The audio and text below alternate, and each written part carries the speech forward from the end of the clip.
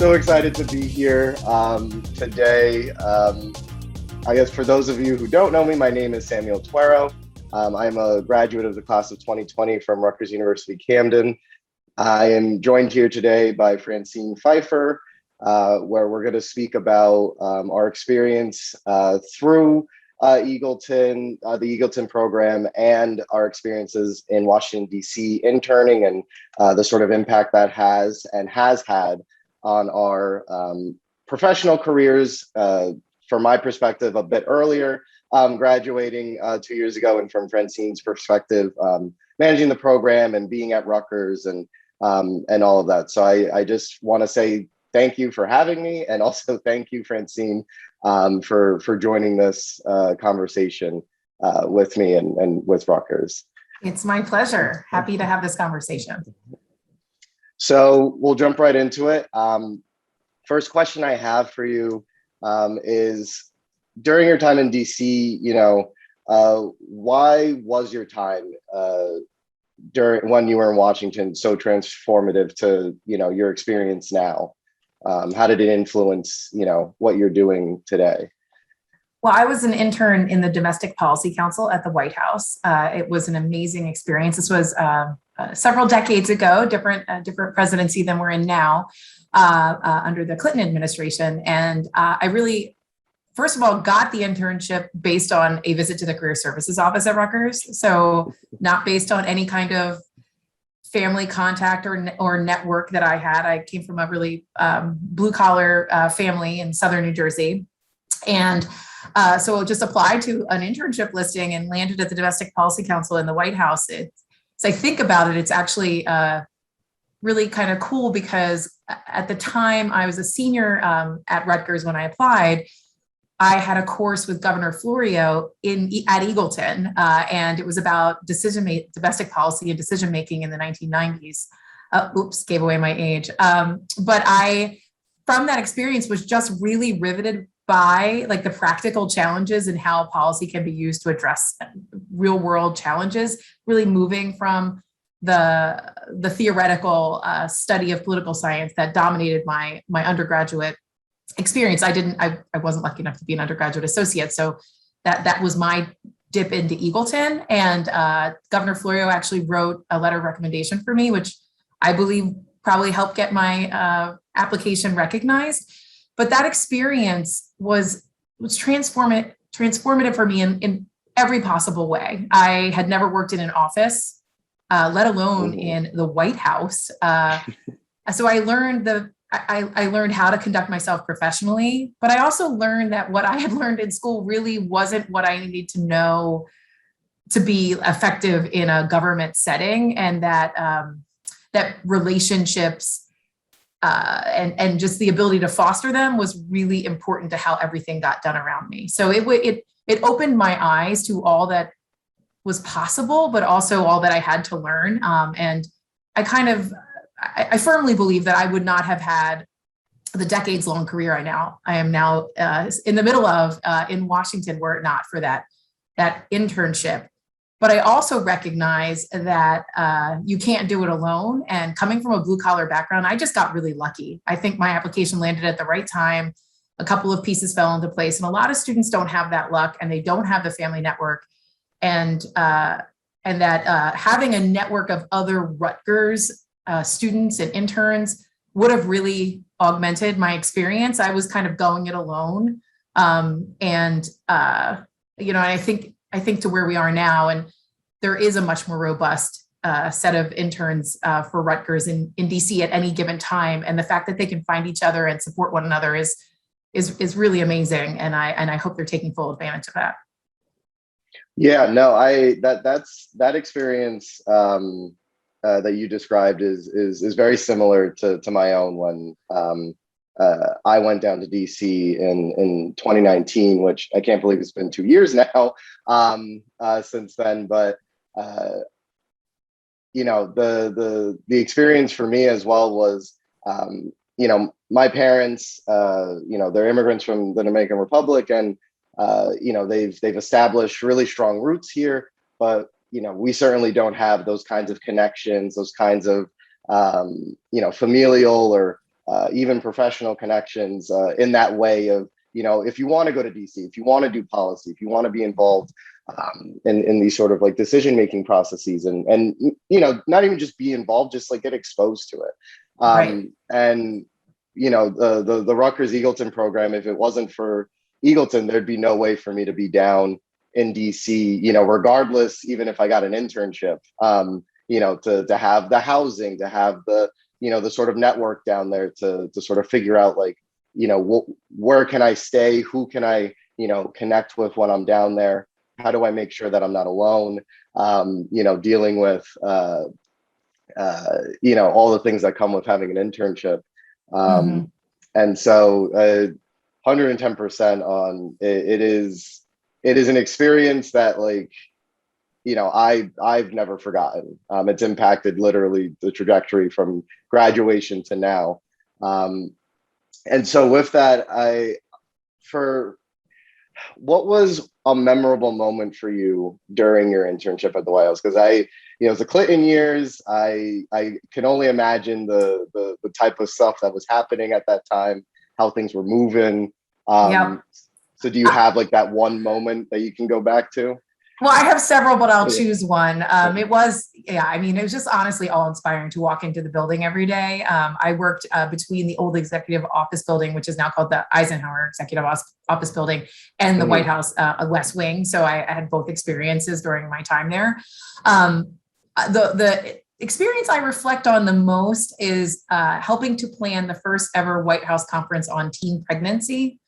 And so in the Domestic Policy Council, we were charged with the heavy lifting for that meeting, which ended up bringing in luminaries from across America. So Coretta Scott King, Whoopi Goldberg, Jane Fonda, so the celebrity set was there.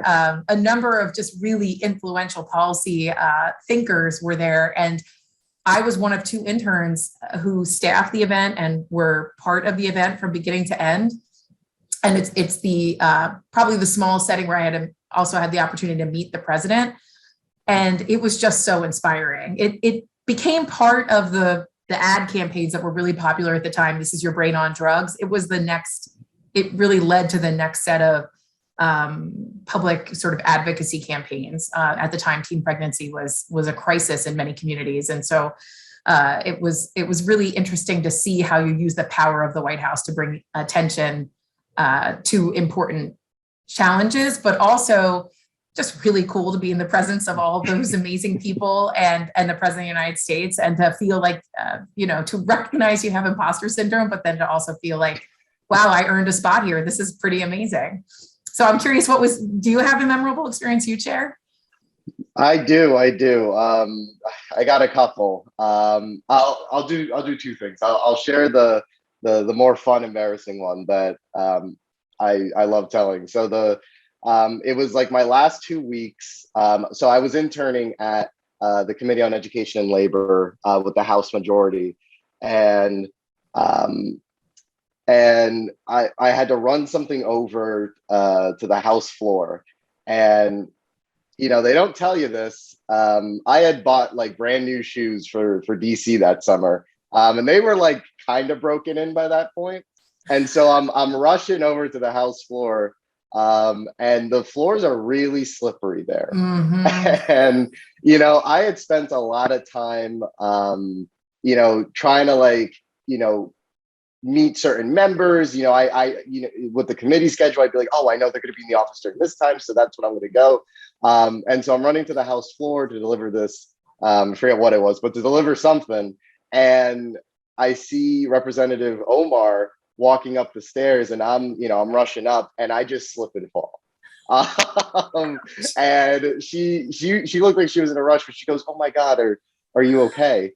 And I was like, I'm good. I'm great. And I wanted to be like, this isn't how I wanted to say hello. And I'm assuming her chief of staff or one of her staffers was pushing her like, we got to go. We have to get somewhere. And so that like, I was like, well, I got to meet her, even if it was for a brief second. but yeah, I mean that's definitely, I would say, like, I like telling that because it's I feel like folks hear DC, they hear you're in the House of Committee on Ed, or the White House, and things are super serious, and like there are these huge stakes, and there are, obviously, but it's there is definitely room to have a bit of fun, and to be human, right? Like there yes. are many moments of humanity. Yeah. Yeah, like the representatives are, they're not just robots. Like, we're doing policy all the time. Right. Yeah, it was that's something where I was like, maybe I gotta scruff the shoes up at the bottom a little bit before I go sprinting through the halls of Congress. I hope it will make you feel better to know that I have literally fallen on the job several times as I'm walking senior officials around the Capitol building, because it is very slippery, and there's cobblestone. There's just a lot of surfaces to navigate. Yeah, no, especially when you're not thinking. You're like, you're an intern. You're like, someone's asked you to go deliver this thing. You're like, oh, I got to go do this. It's got to be, right. It's got to be done quick and efficient. But no, that was one of my favorite moments, just because it was something I'm not going to forget. So with that, I think the biggest thing with Eagleton, for me at least, was that when you would have like those moments, those like light humorous moments, and like I can go back to folks that I was friends with, or people in the network, when we had those events in DC, and we can share those experiences. I think the biggest thing with Eagleton is the fact that, like you mentioned in the beginning, that we have like this broader support network. And so, why did you choose to continue to support students interning in DC? What is the draw there? And I think the answer is going to be a bit obvious, because it's like we want more Rutgers students, we want more kids in DC, but why do you continue to do the work? Why not go do something else? Well, I appreciate the question. In many ways, you are an example of why I continue to support this program. I mean, you had an experience that helped to provide a foundation. If you choose in government and politics, that it doesn't sound like from your family circumstances would have been easy to access any other way. So having had that same kind of experience, and I didn't mention earlier, but I don't know that I could have taken an unpaid internship in the White House but for a friend from Rutgers family who lived in Maryland providing me free housing. And so it was an hour trip from her home on a bus every day to get to the White House, but I would do it again in a heartbeat. I don't think it's easy for most students to have, again, that kind of lucky break that someone can provide them free housing, or to take the chance that the internship will be an important stepping stone in their career, to take that risk to not earn, summer wages that they may need to pay for school. Not having that opportunity, if you're a student without the financial means or the professional network, just shuts so many doors. And I recognize how lucky I was. I just got really lucky, right place, right time. And I don't think we can count on luck to transform Washington into a more inclusive and diverse professional workplace. I think when I first arrived in DC, I definitely felt like the only person around me who came from, a blue collar background. And that is increasingly less true, which is great. And there are now more internships that are paid, which is also great. But it still doesn't fully cover the cost of living in DC. And you certainly can't save money while making, a modest, stipend from an internship. And so to me, it's not just about providing that Rutgers network to grow the Rutgers network in DC. That is meaningful to me as a proud alum. I want to see all that passion and enthusiasm we have on campus translated into action in Washington. That's absolutely exciting. But it's about really transforming the policy-making apparatus in Washington to more reflect our society.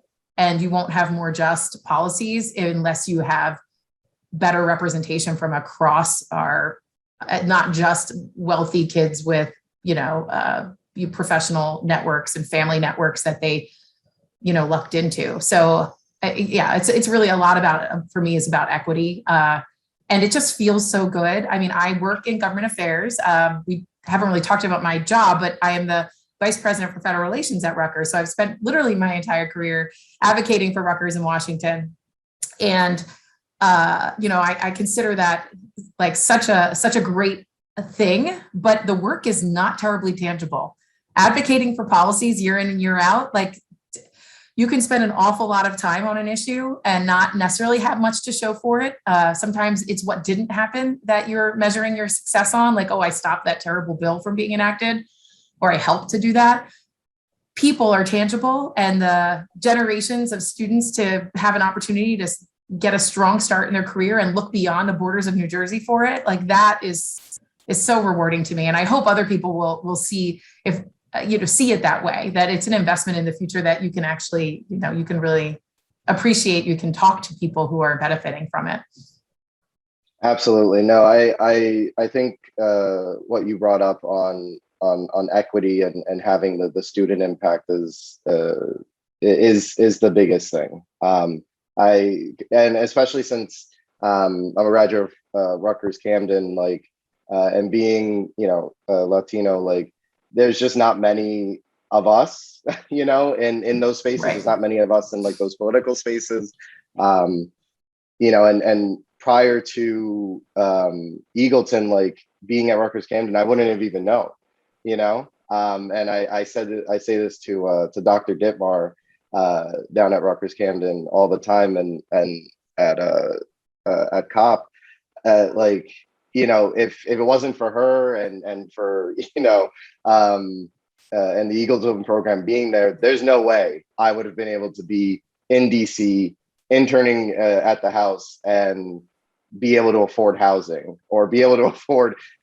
outside basic needs of like, I need to eat, I need to get to the train, I need to pay for gas. And so, it's the biggest impact, I think. You're definitely having that impact. That impact is definitely felt with me. When I was in Congress, you see it. Like there's not many folks who come from working class backgrounds, Black or brown backgrounds. You just don't see it, and you're there, and like you almost feel this responsibility of like, okay, we got to keep the door open. Definitely. We got to keep our foot in the door for future students to go by, and to let them know that they actually can do this, that it is possible. There are resources there for you. We just got to make sure it's in front of them.